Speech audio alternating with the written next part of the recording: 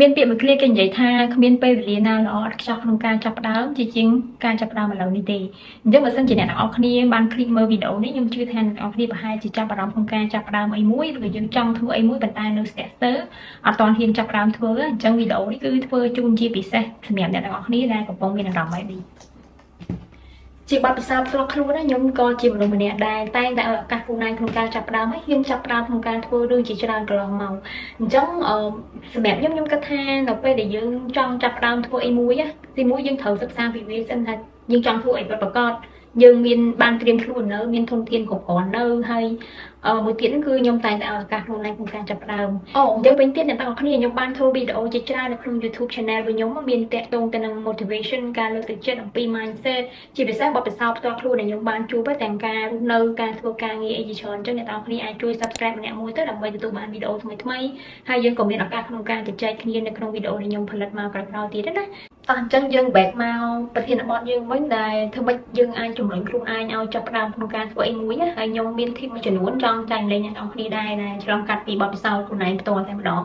ចាអញ្ចឹងដំបូងនៅពេលដែលយើងចង់ចាប់ផ្ដើមធ្វើអីមួយហើយយើងនៅស្ទាក់ស្ទើរឬក៏យើងអត់ហ៊ានចាប់ផ្ដើមយើងនិយាយពីមូលហេតុនៃការអត់ហ៊ានចាប់ផ្ដើមវិញគឺខ្ញុំគិតថាភាគច្រើនអ្នកខ្លះគាត់អត់មានធនធានគ្រប់គ្រាន់ឬក៏ចង់និយាយថាអត់ទាន់ ready ក្នុងការចាប់ផ្ដើមទេគាត់គិតថាគាត់នឹងមិនទាន់មានចំណេះជំនាញគ្រប់គ្រាន់ឬក៏គាត់អត់មានទំនុកចិត្តលើខ្លួនឯងអញ្ចឹង tip ដែលខ្ញុំចែករំលែកថ្ងៃនេះសង្ឃឹមថាវាអាចជាធនធានឬក៏ទុនសម្រាប់អ្នកទាំងអស់គ្នាក្នុងការចាប់ផ្ដើមបានអញ្ចឹងទីមួយអ្វីដែលខ្ញុំធ្វើគឺខ្ញុំតែងតែ start with why ថាហេតុអីសួរខ្លួនឯងថាហេតុអីបានជាយើងចង់ចាប់ផ្ដើមធ្វើរឿងមួយហ្នឹងមិនថាជាការចាប់ផ្ដើមធ្វើការងារថ្មីការ apply scholarship ទៅរៀននៅក្រៅប្រទេសការបដូរការងារការចាប់ផ្ដើមចេញរកស៊ីអីផ្សេងៗហ្នឹងវាសុទ្ធសឹងតែវាចាប់ផ្ដើមវាគួរតែចាប់ផ្ដើមចេញពីវាយហេតុអីបានជាយើងចង់ធ្វើវានៅពេលដែលយើងដឹងពីមូលហេតុច្បាស់លាស់យើងនឹងរកពីវិធីសាស្ត្ររកឃើញពីវិធីសាស្ត្រដើម្បីធ្វើវាទៅបើមិនជាយើងអត់ដឹងថាហេតុអីបានយើងចាប់ផ្ដើមផងថាតើយើងធ្វើវាដោយរបៀបម៉េចអញ្ចឹងខ្ញុំ agree ជាមួយនឹងសភៅ Stand with Why របស់ Simon Sinek ដែលគាត់បាន mention កន្លែងហ្នឹងដែរណាអញ្ចឹងអ្នកនរគ្នាអាចទៅអានទៅដើម្បីស្វែងយល់ពី Stand with Why សួរសំណួរខ្លួនឯងថាហេតុអីបានជាយើងចង់ធ្វើអីមួយហ្នឹងណាដោយរបៀបណាអញ្ចឹងអានេះជាចំណុចចាប់ដើមដែលយើងត្រូវពិចារណាចំណុចមួយទៀតខ្ញុំគិតថានៅពេលដែលយើងដឹងពីមូលហេតុក្នុងការចាប់ផ្ដើមធ្វើអីមួយហើ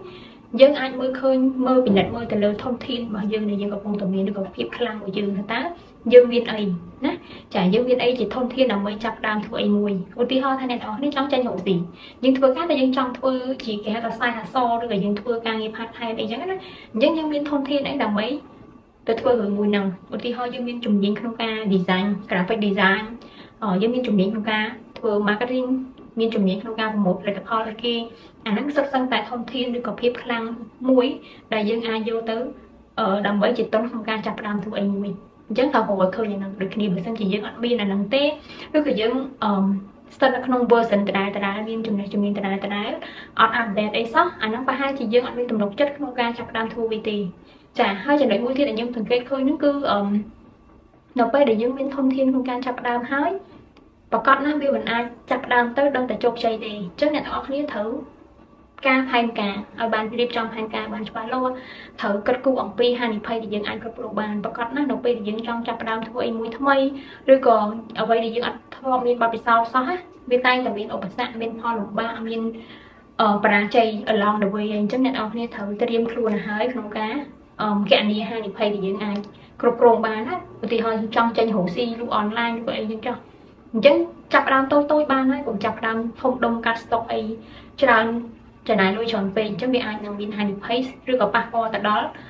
ហេដ្ឋារចនាសម្ព័ន្ធនៅក្នុងគ្រួសាររបស់យើងផ្ទាល់អញ្ចឹងរៀបចំផែនការឲ្យបានត្រឹមត្រូវចាប់ផ្ដើមបន្តិចបន្តួចពីតូចទៅធំទៅអាហ្នឹងវាជាវិធីមួយដែលធ្វើឲ្យយើងមានឱកាសក្នុងការបរាជ័យទៀតណាចាមិនថាយើងបើថាបរាជ័យក៏វាមិនធ្ងន់ធ្ងរប៉ះពាល់ទៅដល់ការរស់នៅប្រចាំថ្ងៃរបស់យើងដែរហើយមួយទៀតអ្នកទាំងអស់គ្នានៅពេលដែលយើងចាប់ផ្ដើមធ្វើវាហើយត្រូវអភិវឌ្ឍខ្លួនជាប្រចាំកុំឲ្យខ្លួនឯងនៅស្ថិតនៅតែតំបន់សុវត្ថិភាពគេហៅ comfort zone ឬក៏យើងនៅដដែលយើងអត់មាន update អីសោះធម្មតានៅពេលដែលយើងធ្វើអីថ្មីយើងចង់ចាប់ផ្ដើមផ្លាស់ប្ដូរខ្លួនឯងចង់ចាប់ផ្ដើមធ្វើអីឲ្យប្រសើរជាងមុនខ្លួនឯងយើងនឹងក៏ត្រូវប្រសើរជាងមុនដែរមានន័យថាយើង version យើងដូរដូចទូរស័ព្ទ iPhone ឬក៏ទូរស័ព្ទអីផ្សេងៗក៏ដោយគេតែងតែមាន version វាចេញរាល់ឆ្នាំថ្មីរហូតអញ្ចឹង យើងជាមនុស្សនោះក៏ចឹងដែរយើងអាចមានតែសមត្ថភាពចំណេះជំនាញតែប៉ុណ្ណឹងហើយយើងត្រូវមានអីថ្មីបន្តអភិវឌ្ឍខ្លួនរៀនអីថ្មីមានចំណេះដឹងថ្មីមានទំនាក់ទំនងថ្មីបន្ថែមទៀតដើម្បីយើងអាចធ្វើរឿងមួយថ្មីដែលយើងចង់ធ្វើបានអញ្ចឹងណាហើយចំណុចចុងក្រោយខ្ញុំគិតថាអ្វីដែលយើងត្រូវធ្វើនោះគឺត្រៀមខ្លួនទទួលយកលទ្ធផល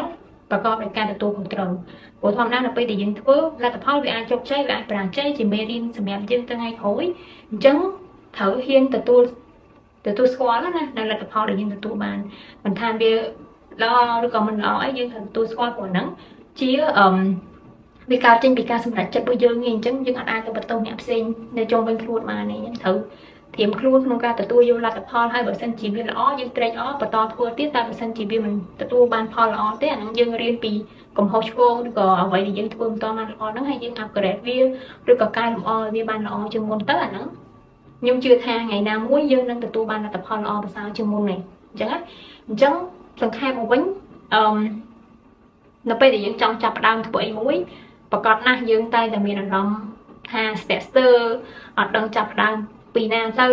អត់ទាន់ហ៊ានចាប់ផ្ដើមឬក៏អត់ទាន់ហ៊ានទទួលយកអាលទ្ធផលនៃការដែលបានមកពីការចាប់ផ្ដើមធ្វើអីមួយថ្មីហ្នឹងអញ្ចឹងខ្ញុំលើកទឹកចិត្តឲ្យអ្នកទាំងអស់គ្នាយក tip មួយចំនួនដែលខ្ញុំបានចែករំលែកហ្នឹងសាកក៏អនុវត្តហើយយើងចាប់ផ្ដើមតូចបានហើយពីទូចទៅធំអញ្ចឹងទៅកុំកុំតន់អាចធ្វើរឿងធំដុំអីពេកអញ្ចឹងណាអញ្ចឹងកាលណាយើងចាប់ដើមបន្តិចបន្តួចយើងវាអត់ប៉ះពាល់ទៅដល់ជីវភាពរស់នៅប្រចាំថ្ងៃរបស់យើងទេហ្នឹងវាអត់បញ្ហាទេហើយព្យាយាម upgrade ខ្លួនឯងដើម្បីឲ្យខ្លួនឯងរីចម្រើនមានចំណេះជំនាញប្រសើរជាងមុនអីចឹងទៅអញ្ចឹងជាចុងក្រោយខ្ញុំសង្ឃឹមថា tip ដែលខ្ញុំចែករំលែកថ្ងៃនេះនឹងមានប្រយោជន៍សម្រាប់ទាំងអស់គ្នាយកទៅអនុវត្តឬក៏សាកល្បងតេស្តសាកល្បងថាតើវា work សម្រាប់អ្នកទាំងអស់គ្នាអត់ហើយបើសិនជាបានផលឬក៏គិតថាវា work សម្រាប់អ្នកទាំងអស់គ្នាសូមជួយ comment នៅក្នុងវីដេអូខ្ញុំដឹងផងអញ្ចឹងជាថ្មីម្ដងទៀតចង់ស្នើឲ្យអ្នកទាំងអស់គ្នាជួយ subscribe channel ម្នាក់មួយដើម្បីខ្ញុំមានឱកាសក្នុងការធ្វើវីដេអូថ្មីបន្ថែមទៀតតាក់ទងមួយ mindset តាក់ទងជាមួយនឹង personal development ឬក៏បទពិសោធន៍ផ្ទាល់ខ្លួនដែលខ្ញុំបានជួបទាំងការធ្វើការងារទាំងការរស់នៅប្រចាំថ្ងៃណាអញ្ចឹងអរគុណច្រើនអ្នកនរគ្នាជួបគ្នានៅវីដេអូក្រោយបាយបាយ